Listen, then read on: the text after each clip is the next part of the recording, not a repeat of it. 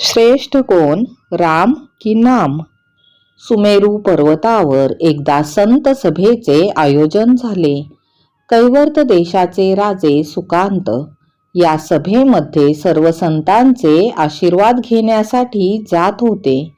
वाटेत नारद मुनींची आणि त्यांची भेट झाली. राजाने त्यांना नमस्कार केला व यात्रेचे कारण विचारले. त्यावर संत सभेच्या आयोजनाबद्दल राजाने सांगितले. संत दर्शनासाठी जाणे कधीही उत्तमच असे बोलून नारद मुनींनी राजाला मार्गक्रमण करण्याची आज्ञा दिली. सुकांत जसे जाण्यास निघाले तसे त्यांना आवाज देऊन मुनी म्हणाले की सभेमध्ये सगळ्यांना नमस्कार करा, पण विश्वामित्रांना मात्र नमस्कार करू नका. कारण विचारल्यावर ते आधी राजा होते, आता संत झाले आहेत आणि तूही राजा आहेस असे उत्तर नारद यांनी दिले आणि सुकांत वागलेही अगदी तसेच. संत सभा संपल्यावर विश्वामित्र श्रीरामांना भेटण्यास निघाले. संत सभेमध्ये माझा अपमान झाला असे सांगितल्यावर प्रभू श्रीरामांनी त्यांना अपमान करणाऱ्याचे नाव विचारले. नाव जाणून तू काय करणार आहेस असे विश्वामित्रांनी विचारल्यानंतर श्रीरामांनी तुमच्या चरणांची शपथ घेऊन सांगतो की जे मस्तक तुमच्या समोर सभेमध्ये झुकले नाही ते धडापासून वेगळे करील. उद्या मी त्याचा वध करीन अशी प्रतिज्ञा केली. जेव्हा राजा सुकांत यांना श्रीरामांच्या प्रतिज्ञेविषयी कळले तेव्हा जीवाच्या आकांताने त्यांनी नारद मुनी यांना शोधण्यास सुरुवात केली. मृत्यूच्या भयाने विलाप करत असलेल्या सुकांतला नारदांनी माता अंजनी शरण जाण्यास सांगितले. त्यांनी सुकांताकडून असे वचनही घेतले की अंजनी मातेला शरण जाण्याचा उपाय नारद मुनींनी सुचवला हे त्यांनी कोणालाही सांगू नये. दारी आलेल्या राजाच्या आकांताचे कारण जाणून घेण्यासाठी जेव्हा माता अंजनी गुफेच्या बाहेर आल्या तेव्हा माझ्या प्राणांचे रक्षण करा, नाहीतर विश्वामित्र माझे प्राण हरण करतील असे त्यांनी कथन केले. दारी आलेल्या अतिथीचे कथन ऐकून माता अंजनी यांनी सुकांतास प्राणरक्षणाचे वचन दिले. तुला काहीही होणार नाही असे त्याला वचन दिले.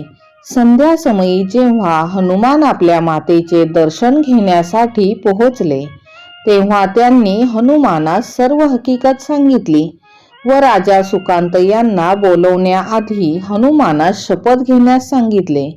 प्रभू श्रीरामांची शपथ घेऊन सांगतो की मी राजा सुकांत यांच्या प्राणांचे रक्षण करील असे वचन हनुमान यांनी माता अंजनीस दिले. राजाला भयाचे कारण विचारल्यानंतर प्रभू श्रीराम यांच्यापासून माझ्या जीवितास धोका आहे असे सुकांताने सांगितले. हे ऐकून माता अंजनी आश्चर्यचकित झाली, पण आता हनुमान वचन देऊन बसले होते.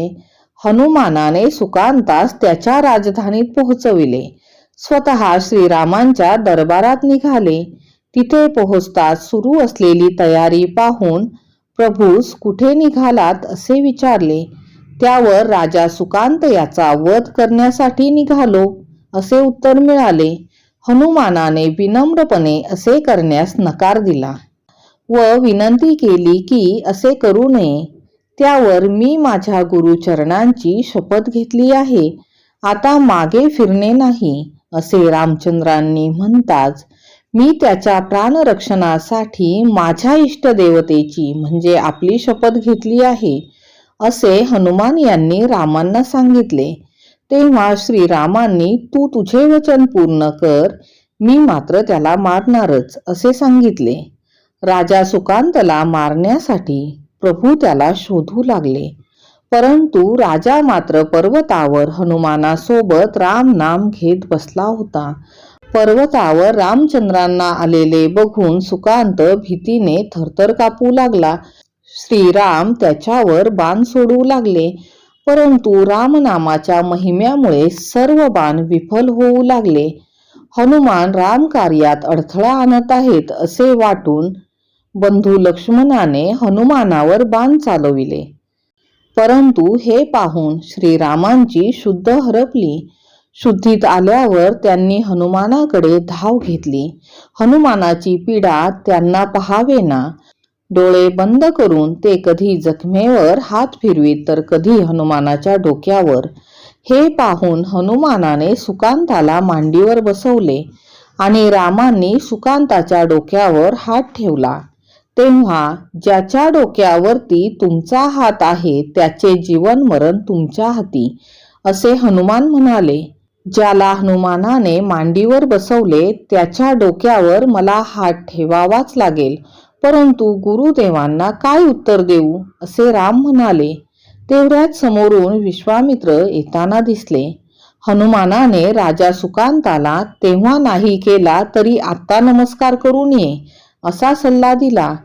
त्याप्रमाणे वागताच विश्वामित्र प्रसन्न झाले व मी यास क्षमा केली. तू देखील याला प्राणदान दे, असे विश्वामित्र रामास म्हणाले. त्यांनी सुकांतास नमस्कार न करण्याचा सल्ला कुठल्या कुसंगतीमध्ये मिळाला, असा प्रश्न विचारताच नारद मुनी प्रकट झाले. त्यांनी सगळी घटना कथन केली.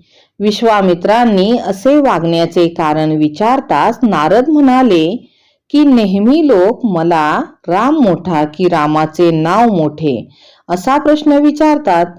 मीही असा विचार केला की अशी काहीतरी लीला घडवावी की लोकांना स्वतःच रामनामाचे महत्त्व समजेल. कहाणी आवडली असेल तर लाईक, सबस्क्राईब व शेअर करा. धन्यवाद.